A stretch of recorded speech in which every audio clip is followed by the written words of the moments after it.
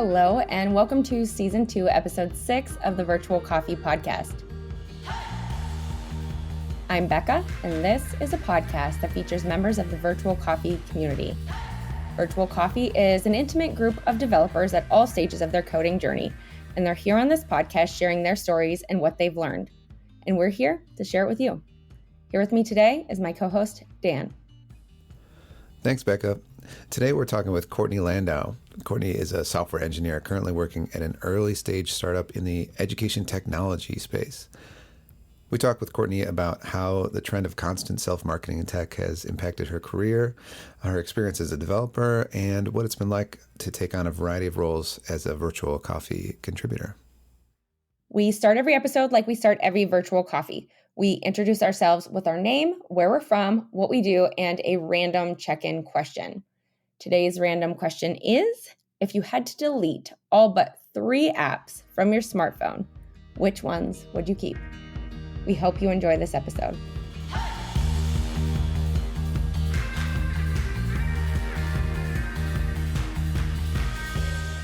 Hey, I'm Becca. I'm a front-end developer from a small town in Ohio. And if I could keep 3 apps on my smartphone, I think it would be Slack, Spotify, and then Google Drive. Oh, Google Drive. Nice. Yeah. So 1 entertainment one and 2 sort of worky ones. Yeah. That seems fair. I don't know what that says about me. I don't know. Three stuff. Hi, I'm Dan. I am a front-end developer from Lakewood, Ohio. And if I had to keep 3 apps on my phone, I would do Spotify as well. I would do Overcast, which is a podcast app, and that I listen to pretty much all the time. And I don't know. I feel like some kind of game, except that I can't really get into any games right now. I'm in between games right now, so I don't really have a good. I guess I'll say Slack, but like I was kind of honestly looking forward to not having Slack on my phone in this imaginary, thing. But Slack. I'll probably be pretty lost without having Slack on my phone, so that'll be my choice. Choice 3, Slack.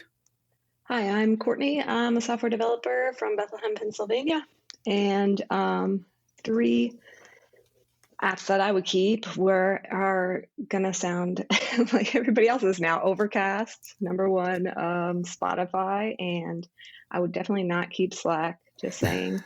Yeah. And I guess Instagram. Yeah. Because I do like the photos. I have I could do pretty easily without Twitter. I'm not on Instagram anymore. I was thinking about things like my to-do app, except that I never use it.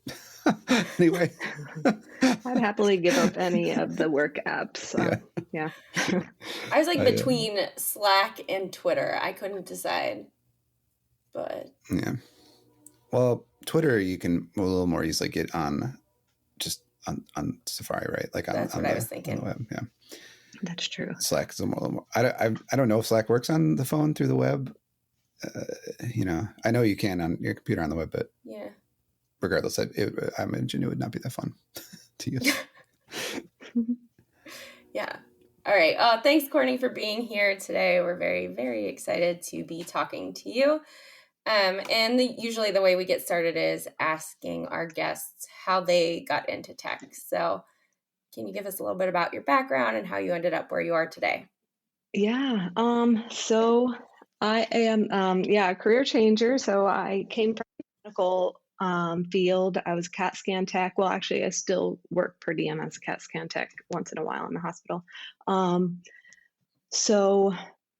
did that while out. I went to X-ray school after. And then I did CAT scan for a long time, had kids. And when they were young, I worked the weekend program while they were young the entire time. So I worked 2 12-hour shifts on the weekend. And so that was great for when they were young. But when they were going back to school, I ended up thinking I wanted to change careers, and I really liked tech. What interested you about tech?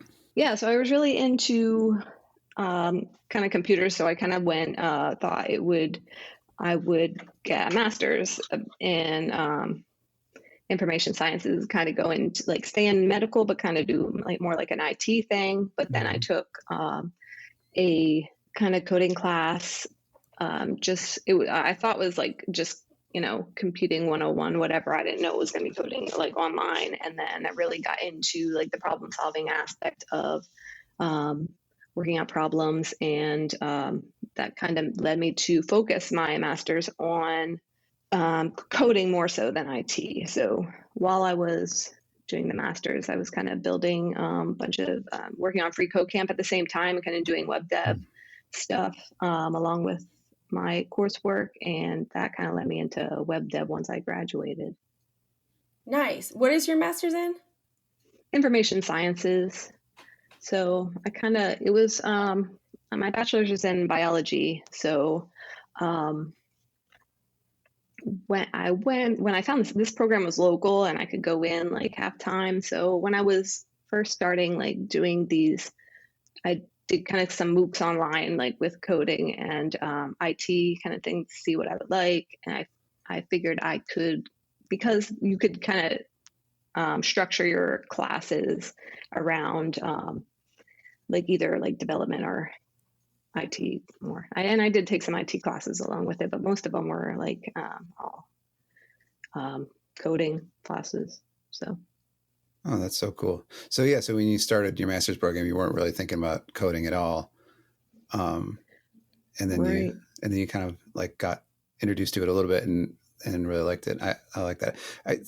Man, one of our previous guests had it not like the same path, but the similar kind of thing where they didn't expect to do it and then got some exposure to coding and like found out, like a lot of us know, that it can be like really fun and I don't know, interesting. Yeah.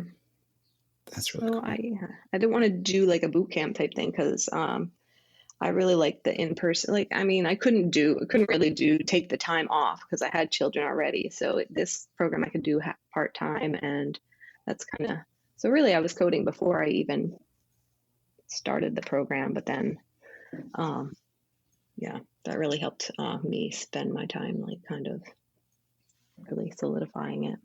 Nice. Oh, and so then what was the transition like from your job at the hospital to your first job in tech? Yeah, so I ended up, well, I was still working the weekends. Like I worked weekends for probably 10 years. And so when I was about to graduate, I was kind of applying when I was in school, but nothing worked out. And then when I was about to graduate, I managed to land an internship. So a paid internship full time. So then that's when I left the hospital, and the transition it's completely different. It's CAT scan is like go in and it stays there. You just kind of work, like it's really hard work, like very physical. So I would go in for a 12-hour shift and leave, and then stayed at work, So with coding, it's more like it's always there, especially now we're all working at home and whatever. You're always thinking on problems, kind of. It's obviously a lot less physical, but just more solitary, I guess. If you're working from home, which I am. So it's completely different. I still, like I said, I still work per diem at the hospital, like once or twice a month. I like going in to see them, my coworkers, and it like gives me a chance to talk to people. And plus in CAT scan, you're just talking to patients the entire time too. So it's, I like those aspects of it. But for long term, I really like software development. It's more using more of my brain, basically. It's got CAT scan. There's not really any room for like moving up. It's either like management or go to school and become like, I don't know, PA or a doctor, but yeah. So yeah, I like being in software development now. Did that internship lead to a full-time job? Right. No, the internship did not lead to a full-time job. I was hoping that it would, but they were not hiring at the end of it, so no one got hired. And actually, they haven't hired anybody since. They were a startup on the verge of IPO, I believe is the word, and so they were not hiring anybody at that time. So, although it was a great experience and I really liked the team and everything, I didn't get a job there. I ended up doing a job search at that time. So I found a local company on like an ad on LinkedIn where I got to my current job. Basically, was an ad on LinkedIn that I applied for, and I applied at a bunch of places. I had a bunch of interviews. I ended up interviewing with them, and they seemed to really like me. They're local, like right in my town, but I would be working from home. I'm the only developer. It's a startup that has funding from the National Science Foundation right now. So I ended up with 2 offers, one from like a big company down, which would have been about an hour and 15-minute drive. And so I had that offer, and then the very, very small startup where I would be the only developer and working from home. So I ultimately chose this one, obviously. So yeah, I've been there since September of 19. Wow. I feel like that's a little bit overwhelming. When you were talking about the commute to the other job, I thought like, well, I would definitely pick the remote one. But then also being new to the industry and being the only developer seems a little bit overwhelming. How was that for you? Right. Yeah. It was pretty scary to start. It's like, how is this entire application going to run on my code? And like, and if anything goes wrong, it's obviously going to be my fault. So I have to fix everything that goes wrong. But so, yeah, I had very nervous at the beginning. And but they were very like, very laid back with like, take like a couple weeks to learn. So learn the stack, basically take like 2 weeks to learn, do a course, they would pay for the course and learn, because I didn't know Vue. I didn't work in any frameworks. My internship was primarily Node, like backend. And so I moved into this is mostly front end. So I didn't know any frameworks. So I had to learn Vue. I learned the system Firebase, which is Google Firebase, which is built on, to learn all that. So anyway, yeah, they were very good with me and giving me the time to learn. And then I started building. And I mean, after a little bit of working and figuring things out, I realized that I could handle it, I guess, and still have nothing. I didn't burn it down. And it's been a year and almost a half. So that's really cool. That's cool that they, I don't know, it seems like they're pretty supportive of, newer career developer as the only developer. So can I ask you, like, did coming into the code base, so if you're the only developer, did somebody else, like, did somebody else leave where you're just replacing somebody who did the first chunk of work, or was it like, what was that situation like? Kind of like, getting used to like a new code base, where you don't have a somebody else that that was like there before. Right. So I had the CTO who I don't know how much he actually built. I think he contracted out, I think, a lot of it. So I came into that, and so can you repeat that question? Sorry. Oh yeah, well, Lost it. no, it makes sense because usually if anybody has listened to this podcast for a while, they will know that I will talk for like a minute or two and ask like several questions in the middle of the sentences. So no worries there. The first question I was wondering about, which was what you answered, was like, if you were the only developer who built it, and then the second part was yeah, like talk more. I was just wondering if you could talk more about what it was like getting used to like that the code base. I know they said or you said that they sent you to some Vue training and stuff, which is really cool. But just in general, like not having another developer to sort of lean on for questions. I was just curious, what that was like for you. Right. Yeah. Yeah. A lot of the majority of like the code that was written at that point was the Chrome extension, which does a lot of like website tracking and does use a lot of the Chrome APIs. So that was pretty complex and kind of overwhelming at first, but and really the Vue app was the easy part. So, and I did have him he was available, he still is available but it's at this point, he's more like big picture questions. Yeah. And a lot of the stuff he's like, I don't know JavaScript, so okay, you're on your own. But yeah, no, it was actually like the first thing I'm remembering now that the first thing that I had to fix was like a bug. So I had to get in the Chrome extension. I had to really dig in to like auth things. And so that was a lot, but yeah, it worked itself out.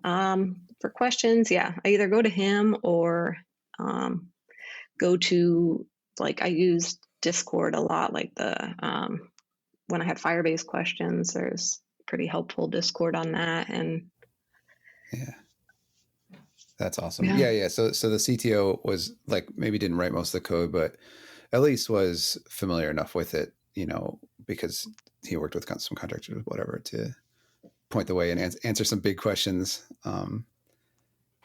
Right. So you're still the only developer there at this point after. Yep. How long was it? A year and a half. September of 19. So yeah. Yeah. Well, I mean, that's really cool. It's like I was so being a solo developer. You have there's as I'm sure there's some different responsibilities. So what is it like for you when they have a new feature, that they, but I guess I don't want to lead the question too much. What is like, when they have a new feature that they like, to implement? Right. So basically I handle it all. I have to come up with like my plan and kind of like mock stuff up for them and the new features. I'm pretty much handling, still at this point handling all the whole process from start to finish. That's awesome. And they're really good with that. They're not like impatient with me. I'm sure, especially in the beginning, things took longer than they could have with a more experienced developer. But yeah, so. Yeah, I mean, that's great. Like, I mean, what I was sort of getting at was that it's a lot of responsibility for any developer, like regardless of their experience level or the path in their career. And it seems like it's a really good fit. I don't know. It seems like a pretty cool situation to be in. It is. Sorry, Becca. No, I was just gonna say I think that it's amazing what you're doing. You're talking through all of this stuff, but coming on and working on all of this stuff by yourself, I just think is a pretty big, I don't know if I want to say accomplishment, or it's just something that I certainly admire hearing you talk about, because I don't think that I would have been confident enough to take on something like that. Yeah, well, thank you, but I don't always feel that way. Like the actual coding and stuff, but that's my favorite part. I don't really like all the time planning everything out and having to go through. I mean, I'm getting better at it, I think, but I wish I had a project manager to tell me what to do. Sometimes I just want to like pull a ticket off a Jira board and call it a day.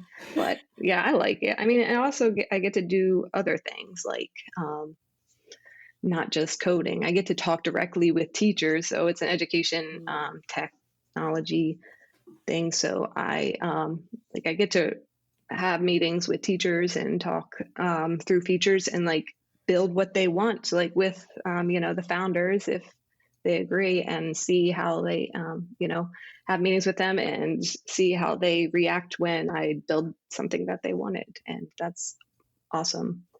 That's really cool. That's very cool. I want to talk a little bit about, this is like changing gears a little bit, but you had this tweet that I really enjoyed, but it says quiet and soft spoken doesn't mean inexperienced. And I thought that was so good and powerful and important, because tech is kind of a really loud place right now, right? And we're always talking about like marketing yourself and putting yourself out there. And so people kind of have to like be a marketer or be a DevRel for themselves to get new jobs. And so I wanted to hear you kind of talk through, maybe one, what this tweet means to you, or, how being somebody that is quiet or soft-spoken has impacted your tech journey. Yeah. So I've always been pretty quiet person, especially when I first meet people. Definitely tend to more keep things in, but then once I'm comfortable, I am probably completely the opposite. I don't know. I do like really like to talk. I like, so in tech and just in general, I feel like even in my previous career, I feel like sometimes people take your quietness for not knowing what you're talking about, but yeah, I feel like that continues to happen where I'm not like out there all the time, and like on Twitter, like I barely tweet at all because I really can't think of anything to tweet about half the time, but pretty much why. But I don't know how people come up with stuff, but Same. especially tech related, like I feel like everything I type, everything I write will be boring. But anyway, yeah. So I feel like also, I think like just being quiet and not like speaking up for yourself all the time, just like all constantly saying what you're doing and things, it makes people maybe like assume that you might not have experience or know what you're talking about. I'm not sure, but yeah, it's interesting. Excuse me, and I really like the I don't know, the way you phrased that. I feel like it can be the same way, especially with Twitter and things like that. I never even occurs to me until much later to tweet things like when they're happening, right.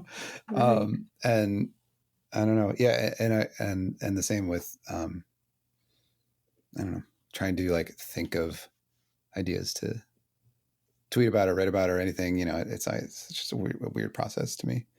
And when I'm coding, it's the farthest thing from my brain, Right. Yeah. And I also feel like we're on Twitter and we're reading, Twitter, but there's a ton of people that are developers that don't have Twitter at all. They just, work and do their thing. Or same with like open source. They don't like, there's a lot of people who just do their job and then go home. If it's not open source, then it's not out there. But that doesn't mean like they don't know what they're doing. I don't know.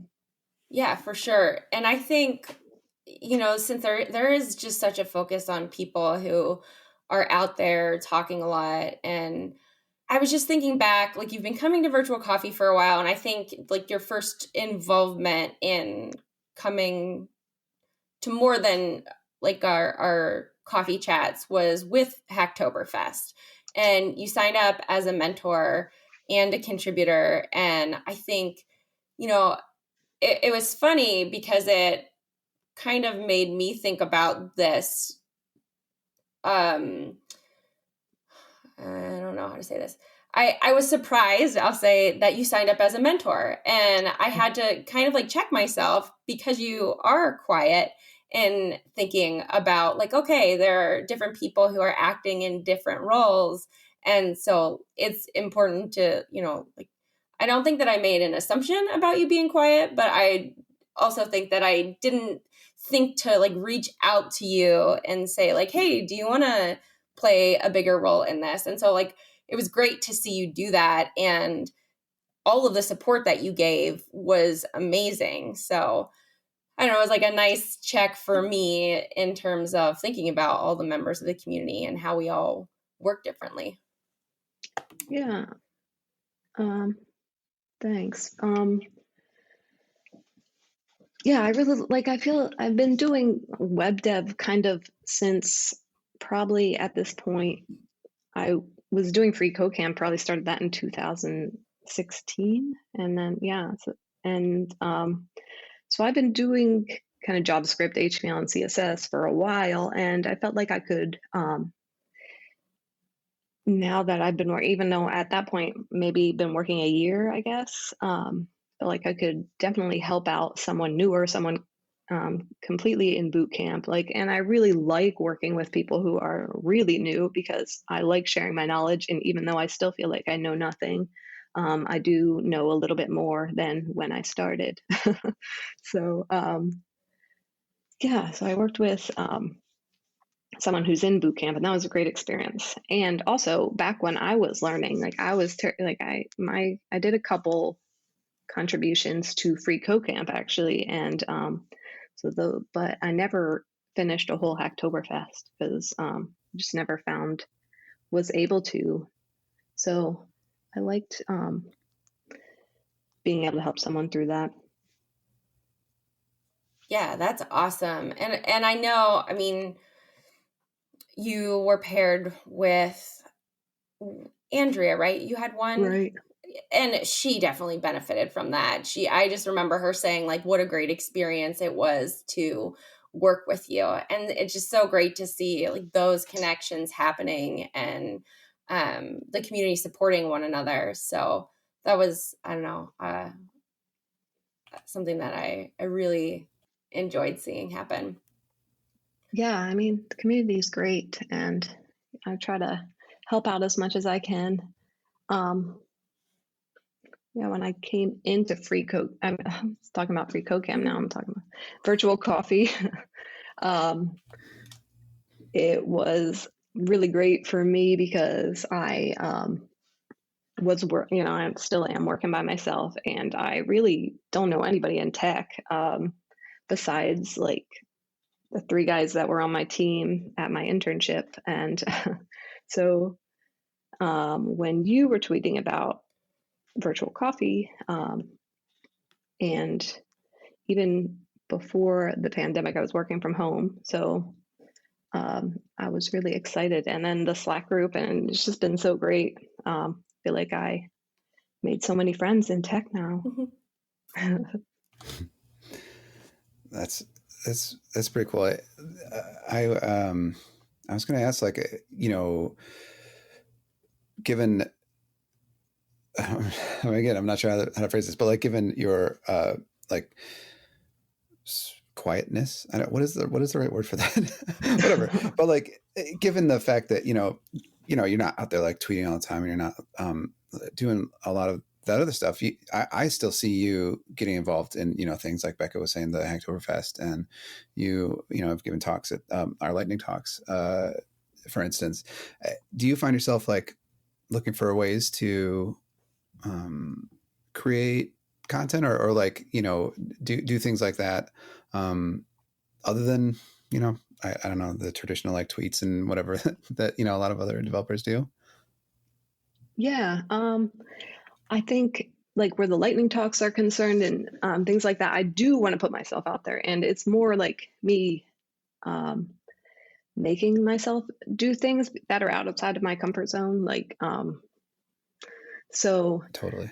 yeah, because I get, even like this podcast, get so nervous for it, but yeah, it's good for, I could easily just stay in my office and not contribute, but I want to get out there and I do benefit a lot from it. So yeah. Do you have, I suffer. I don't know about suffer is the right word, but I struggle with the same thing, and especially before I found found virtual coffee and got involved. I went through years of my career where I was just like, I don't know. I just did that. I just stayed in my little cave, and coded and whatever. I followed people on Twitter probably, but I was not like very active, and I was honestly kind of comfortable with it, sometimes. And then I do find that the more that I do force myself out of my comfort zone, there's these moments right before, or like talk, giving a talk, for instance. And this was honestly for me, it was much worse in person, and I was trying to give talks for my meetup group, and would have these moments like shortly before where I was very nervous, and I was just like, why did I do this? Why did I make this choice? Like, I want to just go back to my cave where nobody, can see me. But afterwards, generally felt pretty good, glad that I did it.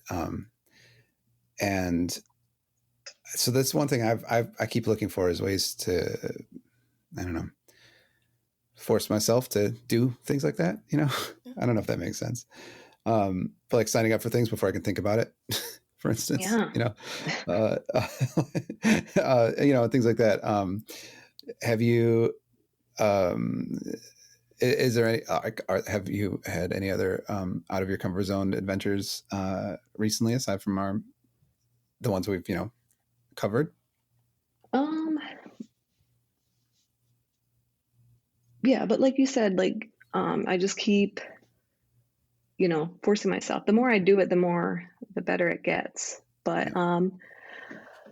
that's why I have to force myself. But the only other Totally. situations where like recently we're just taking interviews. So I'll take phone calls once in a while just because I know that I don't know that I come across great in interviews just because I'm so nervous and things like that. So Totally. just I made a decision to because now that I've been in the industry for a little bit, now the recruiters are reaching out like crazy on LinkedIn. So I'll take a call like once a week, and that's what I'm trying to do, because when I go too long without talking to people, I get worse at it. Yes. So, and I know that about myself. So, and that kind of helps, but. Oh, that's really great. So, so like these aren't practice interviews. You're taking, these are real, they might be the first round or whatever, but these are real interviews, that you're just taking for your own, your own, I don't know, benefit or whatever. Right. That's awesome. Yeah.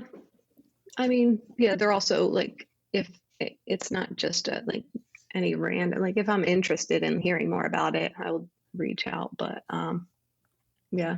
Totally. It's more for practice. I like where I'm at right now, but also we are very new and we don't have, a lot of money coming in. So it's kind of assurance to keep up my skills. Totally. Well, and I've heard from other people that like that interviewing is like, honestly, just a separate skill that is worth practicing. And I just think, I think that's very cool that you do it sort of intentionally like that. Even when there's not a need. It seems like the right time to practice is when it's not an emergency, right? Right. Yeah. That's really, really cool. When you've given 2 lightning talks. So we've had 2 lightning talk events, and you've given talks in both of them, which were fantastic. Like, you do such a good job, like communicating things through and going through the things that you're working on. And I find like I give talks, but I am terrified pretty much the entire time and then wonder why I have agreed to do this. But like, are you comfortable? You look comfortable when you're doing it, or is this, are you pushing yourself out of your comfort zone in those things? Oh, I'm totally pushing myself out. But the lightning talks are nice because I can, I mean, did a traditional kind of college route. So I have like, if you higher education, you're giving presentations constantly, at least with my master's I was. So I've done it before. And I found really just having like tons of preparation and practice. I practice it like so many times beforehand, because if I don't, then I get, also I have to know exactly what I'm going to say so I don't like lose, my thoughts. So I don't know. Yeah. I'm surprised to hear you say that, Becca, because I mean, you did say that I've done well before, in my lightning talks, but I can't go back and listen to them because I just feel my nervousness all over again. I know that I should to improve, but it's hard. Oh, for sure. I mean, I don't like listening to myself talk, or like, let alone going back and like watching a video of myself talking.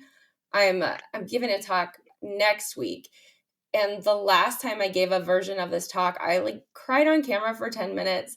And I was telling my friend, oh yeah, I'm doing this talk. And she was like, is that the same one that you cried and you're going to do it again? I was like, well, yeah, I didn't really think about it that way, but now I will. But I think it is like that practice, and then also realizing that sometimes you can practice and things still aren't going to happen the way that maybe you hoped. And then it's just kind of figuring out like, how do you push through that when you've got a room full of people staring at you or whatever. Right. Yeah. And also the topics I'm picking are very like some things I'm very familiar with. Like I know pretty well that I'd be afraid to like do a topic on something that I've been using for just like a practice project or something. I don't know. I just, if I really know what I'm talking about, then I feel bad. Like I could, what you're talking about, Becca, yeah, that would be really hard for me.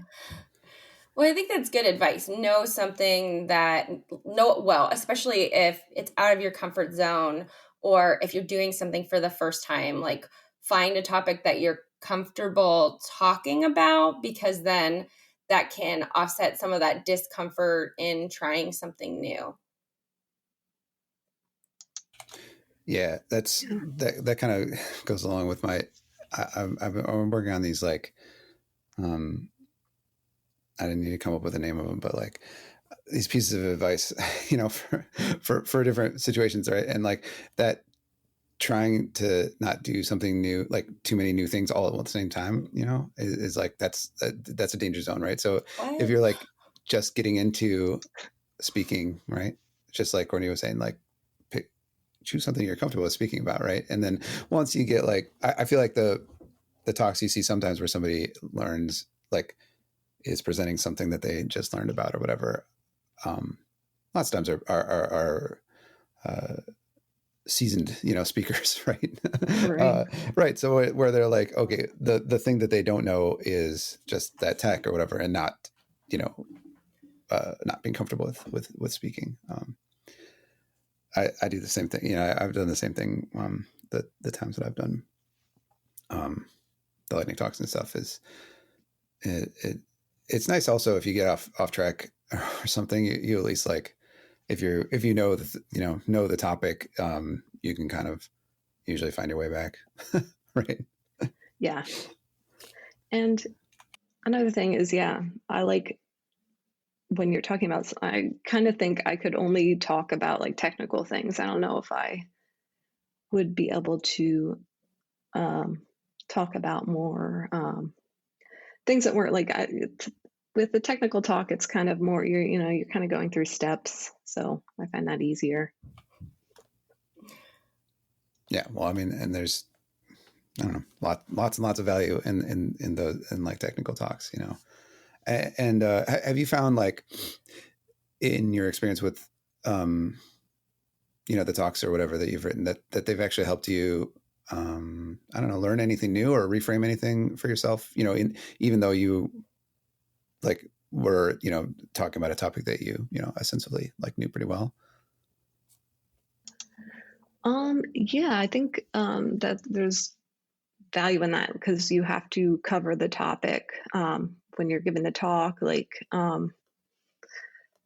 you want to cover all aspects of it, and if it's something I haven't, there's certain parts of it that I haven't really used in depth, that really helps solidify things. Yeah, I've had that experience where this was, I guess this was for the last round of lightning talks. I talked about CSS Grid, and I picked it because I, like, knew it pretty well, and, like, I mean, Grid is, like, kind of, I say knew it pretty well, and that means, like, I only have to look up half of the things that I'm trying to do.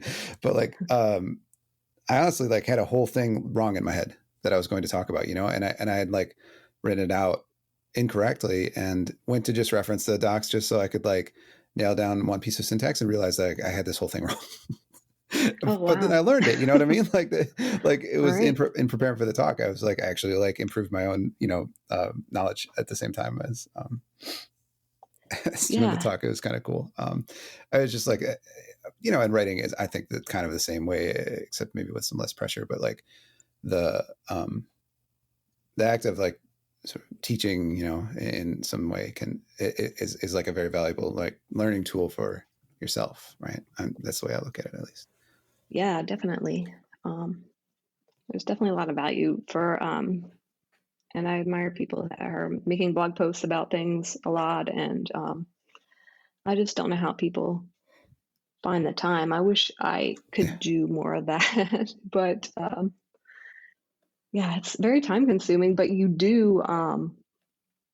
it does really solidify your knowledge for sure. I know, it's a strategy even in teaching. Like if you're in a classroom to put a student who might be a little bit ahead of another student together and have them pair, um, not even on coding things, but just, whatever topic you're learning about, because there's something about that peer-to-peer interaction and the how you're able to solidify your own understanding of a concept, but how teaching it and working together helps students retain information better and to grow. And I think, a lot of it has to do with like that sense of accomplishment and teamwork. And I don't know, I think that's one of the great things about virtual coffee, because people are always kind of pairing up to work on things together. And, with the mentoring you've done too, Courtney, maybe you've had that experience as well, but the idea of pairing with people who you talked earlier about being able to offer something even if you're a little bit ahead of someone else. And I just think that's so important. I don't think that people realize that enough, that if you're a step ahead of somebody, you can still teach and mentor. Right. Yeah, and definitely mentoring and like doing the Hacktoberfest mentoring has definitely helped solidify my knowledge as well. And I really enjoy it. Like, I like talking to people about tech, so I hope to continue doing that throughout the rest of my career. Yeah, I feel like one of the nice things about, I don't know, nice, but like one of the important things about mentoring is like showing that it's okay to like not know everything, and you can be so, Right. like, successful at whatever project or task, without like having the complete knowledge of all things, you know what I mean? Like, Right. which is one of the hardest, like, I feel like one of the hardest things about learning, to be a developer and learning new skills is just like, it's very natural to feel like you need to know everything, and Yeah. but like very obvious, like I don't know. Yeah, It's that's not pretty it's, impossible. right. Sorry, It's go ahead. impossible. No, you're fine. I was just going to say it's like, it can seem like everybody that's experienced does know everything, you know? Right. And that's like a lesson we try to, I don't know, display is even people who have been working in the industry for a very, very long time don't know everything. No, don't know nearly everything. You know what I mean? They've just like gotten better at finding things out, you know, faster, like lots of times. So it's just like learning things together is a great like mentor or mentee, you know, I don't know, activity for lack of a better word. Yeah, definitely. And they, especially Andrea for Hacktoberfest, she definitely saw a lot of that. I wasn't familiar with, because we worked on the virtual coffee site itself, and I wasn't familiar with like the static site generator. I hadn't really used that before, and we used 11T, and so I was learning along with her. But yeah, it was great. And she actually, I'm gonna steal her story, but she taught me. She definitely taught me things, because she was committing a file, like a half, not the entire file. Like I've just always just committed that entire file, but she told me how you could stage just selected parts. I think she was very happy that she got to show me something. Yeah, just yeah, it was a good experience. And yeah, anyone mentoring with me will see me Googling, and it's very valuable to show how you go through your process too. Like, and it definitely gets better over time of how to figure things out, just working through. Because I mean, web dev is constantly changing anyway. Yeah, So exactly. Yeah, that's really awesome. I feel like oh no, I can't speak for Andrew, but like being in that position, I almost would rather that experience of like my like a mentor, like not being the total expert and just having all the answers, right? You know, because that like learning how to figure things out is right, is just yeah, like the most important thing I feel like to get under your belt, especially early. Yeah, yeah, definitely. I want to say too. So you did do the lightning talks. You have mentored. You note take for some of our coffees. And this last time for the lightning talks, you also were a coordinator, which meant that you worked with a bunch of different speakers and you worked with us to kind of create this process, or to understand the process that to create these events. And that is a lot of stuff to be doing. And you did it all really well. You had so many people that you were working with to coordinate that while you were writing your own talk. Do you think like maybe some of the stuff that you're doing with project management at your job came into play here, or you just decided you were going to do it all? No, for sure. Yeah. Definitely have to do I like I like doing stuff that, like, helping out where I can, and doing that back end like stuff is like right up my alley. Like I like doing the coordinating type things. I was always kind of one of those people who volunteers to be like, I don't know, like vice president, the one who doesn't have to do everything, of clubs and things. But yeah.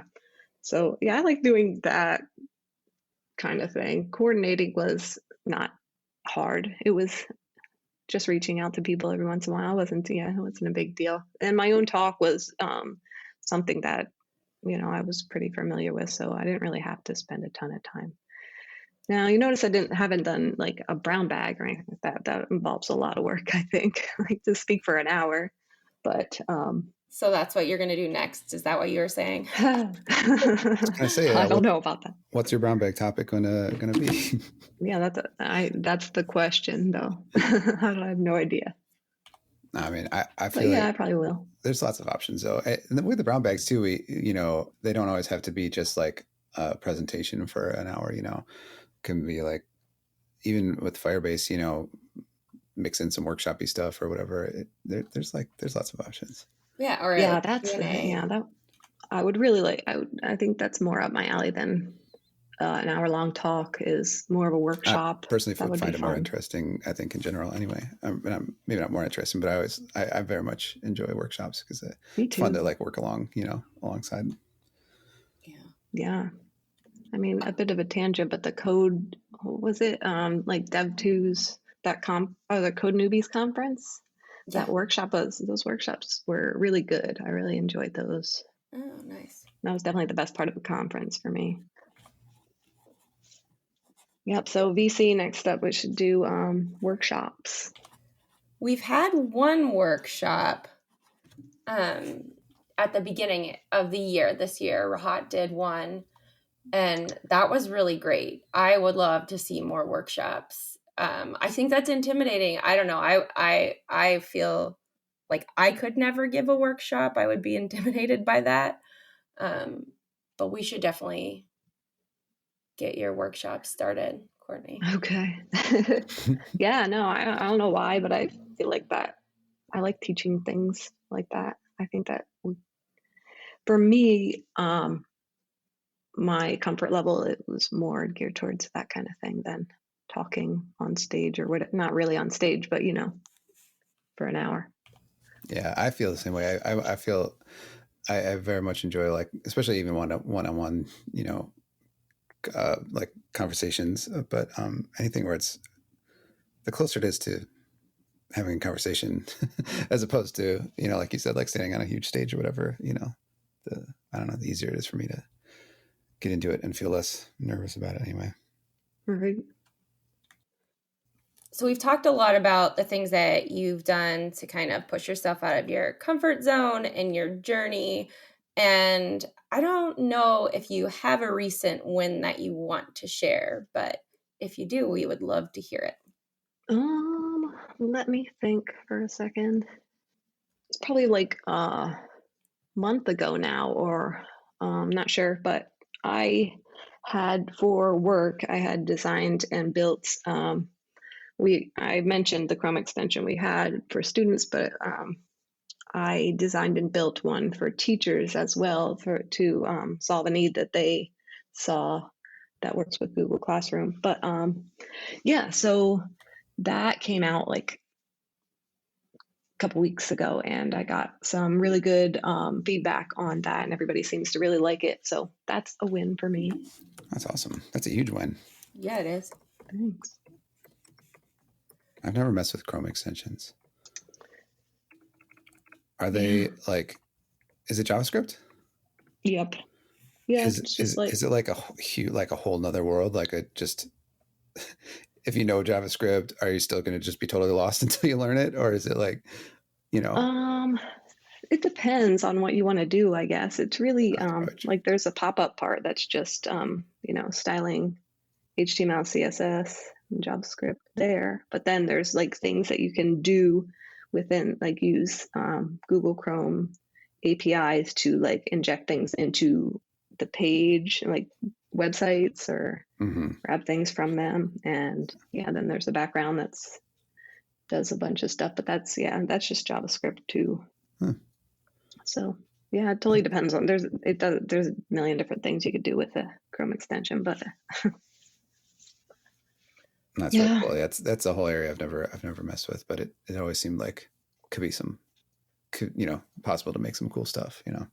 Could be a workshop.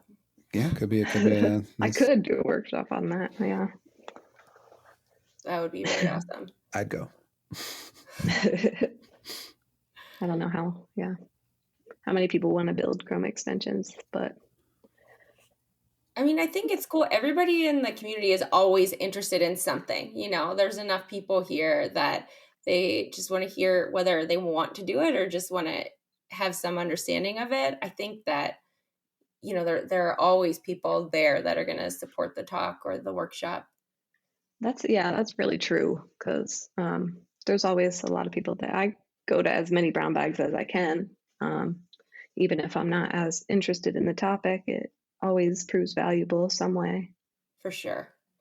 All right, Courtney, this has been really great. And it was nice to talk through all of these things with you and kind of hear your stories behind things. So thank you so much for being here today. We will post all of your contact information, your Twitter handle, and that kind of stuff in our show notes. So thanks for being here.